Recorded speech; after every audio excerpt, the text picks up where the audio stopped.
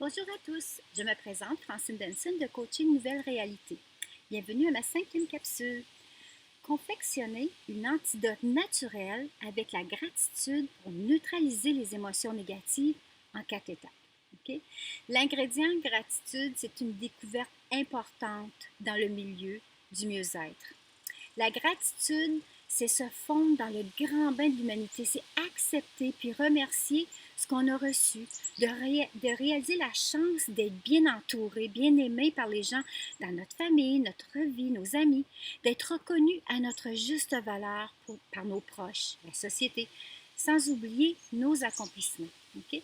Lorsque nous faisons preuve de gratitude, nous constatons ce qui, en nous, ne dépend pas de nous. La gratitude, elle comporte une certaine sensibilité globale, une humilité accompagnée de justesse. Okay? Les neurosciences énoncent que même si la fierté, la gratitude active notre système de récompense dans notre cerveau, bien, la culpabilité et la honte activent un circuit neural similaire. Okay? Alors, même si la honte, la culpabilité, puis l'inquiétude sont des émotions horribles pour le cerveau, de se faire du souci libère de la dopamine et c'est mieux que rien du tout pour le cerveau, parce que le cerveau recherche continuellement cette libération de dopamine. Il s'agit de ne pas perdre notre motivation, de se rappeler de qui on est, puis de faire revivre ces moments de gratitude qu'on a déjà vécus. Vous savez, comme la vulnérabilité, bien, c'est différent pour chacun, dépendant de plusieurs facteurs biologiques, familiales ou même environnementaux. Okay? Certains d'entre nous se laisseront emporter dans un cycle de dépendance, soit la loi du moindre effort, où le cerveau éprouvant un manque de dopamine, puis en demandant toujours plus, jusqu'à accorder un besoin impérieux artificiel comme la dépendance en commercial. I need help. Okay? Alors, laissez-moi vous présenter une antidote avec l'ingrédient magique gratitude en 4 étapes pour neutraliser, transformer un sentiment, une émotion négative ou même un mal-être. Okay? La première étape pour confectionner l'antidote, donner une étiquette à ce sentiment. Portez votre attention sur la question suivante, OK? Qu'est-ce qui me stresse dernièrement? Qui m'a mis en rogne? OK? Revivez le moment comme si c'était maintenant. Puis ressentez intérieurement ce qui émerge dans votre corps, OK? Puis à quelle intensité? OK? Puis là, tu donnes un nom à ce sentiment, cette émotion. Exemple, j'éprouve de la peine, par exemple. C'est comme une boule ici. Et puis, elle est comme grise. OK? Ça, c'est un exemple. OK? Fait à ce moment-là, c'est comme tu viens d'assumer, tu as réussi. OK? Ça permet à ton corps de collaborer à un changement possible, à autoriser ton inconscient à une transformation, à une ouverture possible. OK? C'est vrai que notre corps nous parle. OK? Parce qu'aussitôt qu'il y a un contraste entre notre cœur et notre mental, il y a comme un conflit d'énergie. OK? Si nous ne portons pas attention à notre intuition, bien, le corps entre en action par des mots que l'on ressent dans notre corps. Ça peut être la fatigue, mal à digérer, mal à avaler ou même un mal spécifique comme mal en bas du dos. OK? Ça veut dire que notre corps nous donne de l'information puis qu'on doit être à l'écoute. OK? Puis, notre corps, il travaille en backup pour communiquer ces messages non entendus parce qu'on n'a pas écouté notre intuition. Puis, le EFT, tu sais, le tapping, OK? Bien, ça peut être un bon outil, très utile pour une collaboration avec l'inconscient, le cœur puis le mental. OK?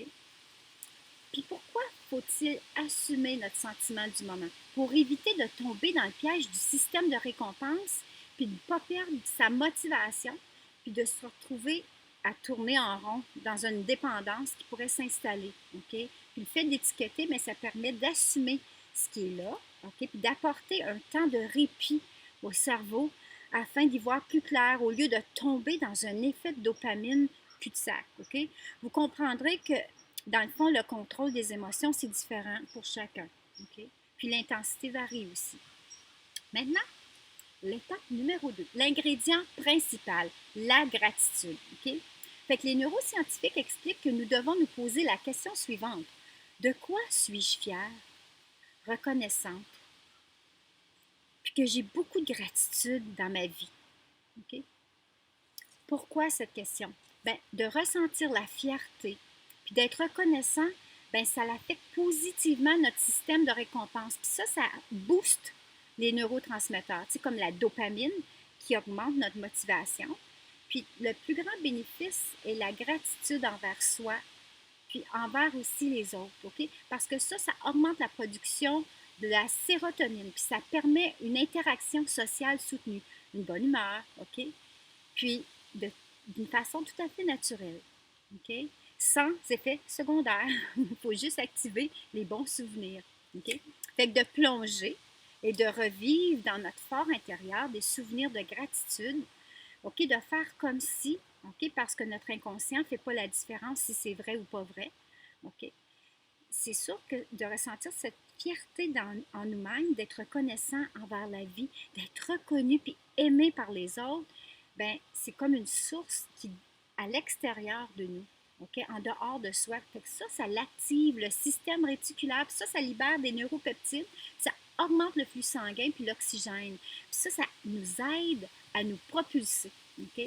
Ça nous permet aussi de voir notre vie sous un autre angle, ok, une nouvelle perception, de changer de schéma puis de focuser sur le positif, puis aussi de reconnaître nos bons côtés, nos accomplissements, puis de revivre nos meilleurs souvenirs, OK? Puis un autre élément puissant de la gratitude, c'est de prendre la posture du héros. Parce que de prendre sa place, OK? De ressentir une fierté, la gratitude, de se sentir puissant, puis de lever les bras, tu sais, comme un héros, un médaillé olympique, puis d'occuper son espace pleinement pendant un minimum de 2 minutes, ben écoutez, ça libère de la testostérone qui nous permet de prendre notre place, notre identité avec une puissante motivation dominante. OK? Fait que la testostérone, c'est pas seulement pour l'homme. OK? J'ouvre une parenthèse pour vous, mesdames. OK? Nous, on produit environ 60% de la testostérone d'un homme, OK? Qui est surtout produite par nos ovaires. Et bien, ça sert à protéger notre cerveau, nos muscles, nos os, notre mémoire, notre estime de soi, notre cœur. Voilà pourquoi, à la ménopause, beaucoup d'entre nous éprouvent un changement musculaire, moins de raffermissement, une perte de tonicité, tu sais, comme sous les bras, les fesses, puis on prend du poids. OK? Ça, c'est un manque de testostérone. OK? Là, je ferme la parenthèse. C'est important, ça.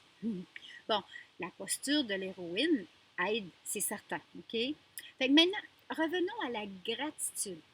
La gratitude aide une personne à diriger son attention vers des choses heureuses de sa vie, OK?